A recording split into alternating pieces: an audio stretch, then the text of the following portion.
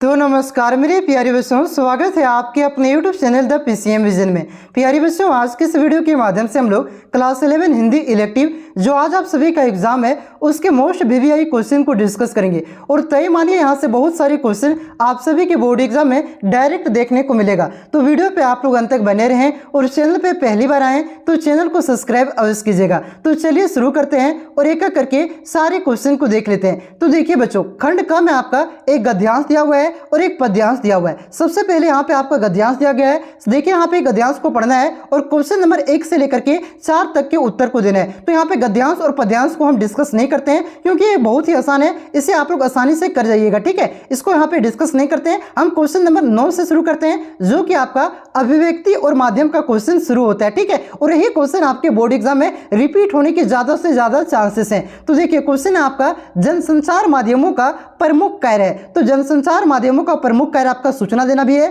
शिक्षित करना भी है और रोजगार संबंधित जानकारी देना भी है। तो इस क्वेश्चन का करेक्ट आंसर होगा ऑप्शन नंबर 4, इनमें से सभी, ये सभी है। ठीक है, उसके बाद देखिए अगला क्वेश्चन है कि पत्रकारिता के विकास में कौन सा मूल भाव सक्रिय रहता है। तो जिज्ञासा आपका सक्रिय रहता है, ऑप्शन नंबर 2 इसका करेक्ट आंसर होगा। उसके बाद देखिए अगला क्वेश्चन है कि विषाणु के आदान प्रदान की सबसे प्राचीन शैली कौन सी है। तो सबसे प्राचीन शैली आपका पत्राचार है, ऑप्शन नंबर 1 इसका करेक्ट आंसर होगा। उसके बाद देखिए अगला क्वेश्चन है कि भारत में प्रकाशित होने वाला प्रथम समाचार पत्र बंगाल गजट का प्रकाशन वर्ष है। यानी कि बंगाल गजट कब प्रकाशित हुआ था। तो आपका 1780 में प्रकाशित हुआ था, ऑप्शन नंबर 2 इसका करेक्ट आंसर होगा। और ये भारत का पहला समाचार पत्र था जो कि आपका जेम्स अगस्टस हिकी के द्वारा प्रकाशित किया गया था और यह आपका अंग्रेजी भाषा का समाचार पत्र था, इसे भी ध्यान रखिएगा। ठीक है, उसके बाद देखिए अगला क्वेश्चन है कि संचार के मुद्रण माध्यम में किसे शामिल किया जाता है। तो संचार के मुद्रण माध्यम में समाचार पत्र, पत्रिकाएं और पैम्पलेट्स, ये सभी को शामिल किया जाता है, इसलिए इस क्वेश्चन का करेक्ट आंसर होगा ऑप्शन नंबर 4, ये सभी। उसके बाद देखिए अगला क्वेश्चन है कि संपादकीय किसके द्वारा लिखा जाता है। तो संपादकीय संपादक के द्वारा लिखा जाता है, ऑप्शन नंबर 2 इसका करेक्ट आंसर होगा। उसके बाद देखिए अगला क्वेश्चन है कि फीचर में तथ्यों की प्रस्तुति का ढंग होता है। तो फीचर में तथ्यों की प्रस्तुति का ढंग मनोरंजक होता है, ऑप्शन नंबर 3 इसका करेक्ट आंसर होगा। उसके बाद देखिए अगला क्वेश्चन है कि औपचारिक पत्र में किन पत्रों को शामिल किया जाता है। तो औपचारिक पत्र किसे कहते हैं। वैसे पत्र को औपचारिक पत्र कहते हैं जो आपका ऑफिशियल होता है। जैसे आप प्रिंसिपल के पास पत्र लिख रहे हैं, कोई अधिकारी के पास पत्र लिख रहे हैं, किसी थाना में शिकायत पत्र लिख रहे हैं, ये सभी क्या हो गया, औपचारिक पत्र हो गया। और अनौपचारिक पत्र किसे कहते हैं। अनौपचारिक पत्र उस पत्र को कहते हैं जो हमने अपने रिलेशन के पास लिखते हैं, जैसे माता के पास लिख रहे हैं, पिता के पास लिख रहे हैं, दोस्त के पास लिख रहे हैं, तो उसे क्या कहेंगे, अनौपचारिक पत्र कहेंगे। और औपचारिक पत्र किसे कहेंगे, जो हम लोग ऑफिशियल पत्र लिखते हैं। ठीक है, तो औपचारिक पत्र में देखिए किसे किसे शामिल किया जाएगा। तो संपादकीय के नाम पत्र को भी शामिल किया जाएगा, शिकायती पत्र को भी शामिल किया जाएगा और वेबसाइट पत्र को भी शामिल किया जाएगा। ये सभी को शामिल किया जाएगा आपका औपचारिक पत्र में। ये सभी आपका औपचारिक पत्र का प्रकार है। तो इस क्वेश्चन का करेक्ट आंसर होगा ऑप्शन नंबर 4, ये सभी। उसके बाद देखिए अगला क्वेश्चन है कि रिमाइंडर को हिंदी में क्या कहते हैं। तो रिमाइंडर को हिंदी में आपका अनुस्मारक कहते हैं, ऑप्शन नंबर 3 इसका करेक्ट आंसर होगा। अगला क्वेश्चन है कि नोटिस को हिंदी में क्या कहा जाता है। तो नोटिस को हिंदी में सूचना कहा जाता है, ऑप्शन नंबर 1 इसका करेक्ट आंसर होगा। अब इसके बाद खंड ग में पाठ्य पुस्तक का क्वेश्चन है, यानी कि आपकी किताब का क्वेश्चन। तो सबसे पहले यहाँ पे आपका एक पद्यांश दिया गया है, इस पद्यांश को आपको ध्यानपूर्वक पढ़ना है और क्वेश्चन नंबर 19 से लेकर के 22 तक के प्रश्नों के उत्तर को देना है। तो इस पद्यांश को आप लोग पढ़ लीजिएगा। ये जो पद्यांश है आपका आपके किताब में जो कविता सेक्शन है उसी से लिया गया है। ठीक है, तो इसको आप लोग पढ़ लीजिए। इसके जो क्वेश्चन आंसर है उसको मैं यहाँ पे आपको करवा दे रहा हूँ। तो देखिए क्वेश्चन है आपका कि प्रस्तुत पंक्तियों के कवि है। तो प्रस्तुत पंक्तियों के कवि सूरदास हैं, ऑप्शन नंबर 2 इसका करेक्ट आंसर होगा। उसके बाद देखिए अगला क्वेश्चन है कि प्रस्तुत काव्यांश की भाषा क्या है। तो प्रस्तुत काव्यांश की भाषा ब्रज भाषा है,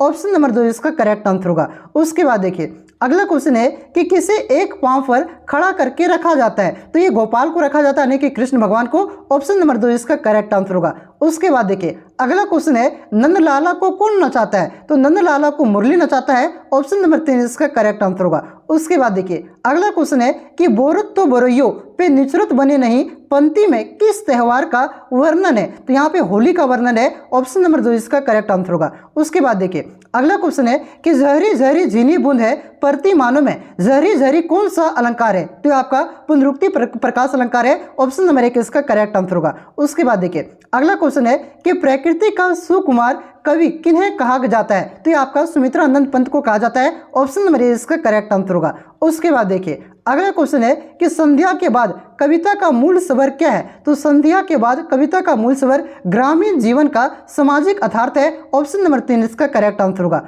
उसके बाद देखिए अगला क्वेश्चन है कि बादल को घिरते देखा है के कवि है? तो बादल के गिरते देखा है कविता के कवि है आपका नागार्जुन। ऑप्शन नंबर 2 इसका करेक्ट आंसर होगा। अब यहाँ पे आपका एक गद्यांश दिया गया है और ये जो गद्यांश है आपका आपकी किताब में जो कहानी है उसी से लिया गया है, ठीक है। इसको आपको पढ़ना है और क्वेश्चन नंबर 28 से लेकर के 31 तक के प्रश्नों के उत्तर को देना है। तो इसको आप लोग पढ़ लीजिए, ठीक है। सारा घर ये मक्खियों से भिनभिनाता रहा, इसको आप लोग पढ़ लीजिए। इसका जो क्वेश्चन है उस क्वेश्चन आंसर को मैं यहाँ पे करवा दे रहा हूँ। तो देखिए क्वेश्चन आपका कि प्रस्तुत पंक्तियां किस पाठ से ली गई है? तो ये जो पंक्ति है आपका ये दोपहर का भोजन पाठ से लिया गया है। ऑप्शन नंबर 2 इसका करेक्ट आंसर होगा। अगला क्वेश्चन है कि विभाग की कलरकी से किनकी छटनी हुई है? तो ये आपका मुंशी चंद्रिका प्रसाद का। ऑप्शन नंबर 1 इसका करेक्ट आंसर होगा। उसके बाद देखिए अगला क्वेश्चन है कि आंगन की अलगनी पर कई पेबंद लगी एक गंदी साड़ी टंगी थी, यहाँ किसकी साड़ी की बात कही गई है? तो यहाँ पे सिद्धेश्वरी की साड़ी की बात कही गई है। ऑप्शन नंबर 3 इसका करेक्ट आंसर होगा। अगला क्वेश्चन है कि प्रस्तुत पंक्तियों के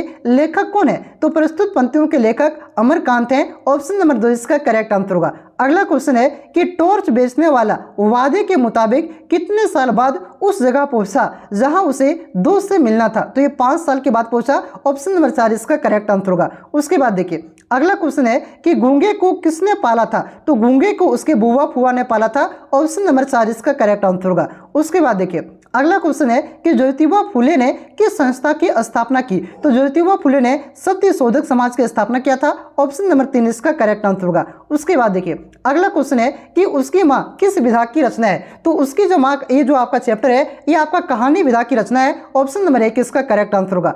अगला क्वेश्चन है कि भारत तेंदु हरिश्चंद्र के अनुसार उन्नति के लिए क्या अनिवार्य है? तो भारत तेंदु हरिश्चंद्र के अनुसार उन्नति के लिए जनसंख्या नियंत्रण अनिवार्य है, साथ ही साथ परदेशी भाषा यानी कि अपनी देश की जो भाषा है वो भी अनिवार्य है और मत मनांतर भी अनिवार्य है। तो इस क्वेश्चन का करेक्ट आंसर होगा ऑप्शन नंबर 4, इनमें से सभी ये सभी अनिवार्य है, ठीक है। उसके बाद देखिए अगला क्वेश्चन है कि अंडे के छिलके किस प्रकार का एकांकी है? तो अंडे के छिलके आपका पारिवारिक एकांकी है। ऑप्शन नंबर 3 इसका करेक्ट आंसर होगा। अगला क्वेश्चन है कि हेसुन की कहानी अपनी जवानी में हेसुन कौन से बोर्डिंग स्कूल भेजे गए? तो यहाँ पे हेसुन आपका बड़ोदरा बोर्डिंग स्कूल भेजे जाते हैं। ऑप्शन नंबर 3 इसका करेक्ट आंसर होगा। उसके बाद देखिए अगला क्वेश्चन है कि आधुनिक भारतीय चित्रकला के प्रमुख स्तंभ मकबूल फिदा हेसुन को 1973 में किस सम्मान से अलंकृत किया गया था? तो उन्हें कौन सा सम्मान दिया गया था? उससे पद्म भूषण दिया गया था। ऑप्शन नंबर 3 इसका करेक्ट आंसर होगा। उसके बाद देखिए अगला क्वेश्चन है कि आवारा मसीहा किस विधा की रचना है? तो ये जो आपका है जीवनी विधा की रचना है। ऑप्शन नंबर 3 इसका करेक्ट आंसर होगा। तो ये जो क्वेश्चन था वेरी वेरी इंपॉर्टेंट क्वेश्चन, ये मैंने आप सभी को करवा दिया। एक बार इसे आप लोगों ने रिवीजन कर लिया, बहुत ही अच्छा है। यहाँ से कुछ क्वेश्चन आपके बोर्ड एग्जाम में देखने को मिलेगा, ठीक है। चैनल पे नए हैं तो चैनल को सब्सक्राइब जरूर कीजिएगा। इस चैनल के माध्यम से आपको क्लास 12 का जिस प्रकार से इस बार आपकी फुल तैयारी करवाई गई थी उसी प्रकार से आप सबों को मई से आपका एग्जाम आप तो आज खत्म ही हो जाए, मई से मान के चलिए ना 1 से 2 मई से आपकी क्लास स्टार्ट करवाई जाएगी और शुरू से लेकर के मई से लेकर के आपका जब तक एग्जाम नहीं हो जाता है तब तक फुल तैयारी करवाई जाएगी, वो भी आपका फ्री में, ठीक है। तो चैनल से जुड़े नहीं है तो जुड़ जाइए, साथ ही साथ टेलीग्राम ग्रुप को भी ज्वाइन कर लीजिए। वहां पे आपको सारा कुछ नोट्स PDF का नोट्स वहां पे प्रोवाइड करवाया जाता है, ठीक है। तो चलिए मिलते हैं नेक्स्ट वीडियो में, तब तक के लिए जय हिंद, जय भारत, जय झारखंड।